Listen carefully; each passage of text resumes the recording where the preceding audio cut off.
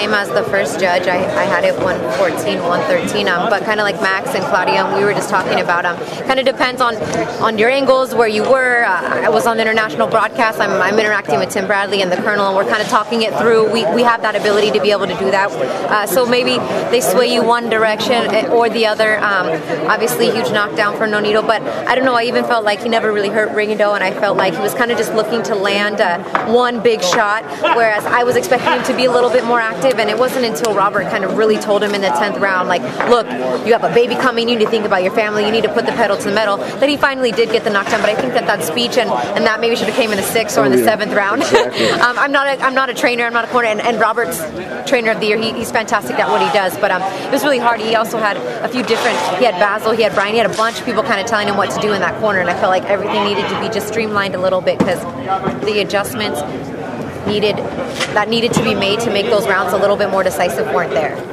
Now, what do you see the future for Donaire and Rigo from this point on? I don't know. For Donaire, I know he wants to move up after this fight, because it's a little bit hard for him to make 122. He dropped, to my knowledge, 6 pounds right before the weigh-in, the day before.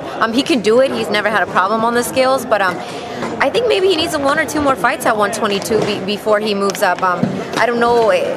HBO didn't have it as close. I still think if they want to do a rematch, like, you know, he could fight Rigondeaux again. I don't know I hear Abdulmar saying that he could beat them both now. I don't really know what's gonna happen, but and for Rigondeaux, I mean, good for him. He put on a fantastic show. He showed that it's hard because I don't think he's as entertaining of a fighter. I think it's going to be tough for HBO and everyone to really want to get behind him and put him on big time stage. Those words that you said is the best words. There was no excitement behind him. It was hard, and people were booing, and I was so pumped up and so excited for this fight, because I felt like, God, at any minute this fight could end. At any minute one of these guys could get knocked out. And as it's going through, I'm like, God, we're in the 10th already, and I haven't really got excited till now. Exactly.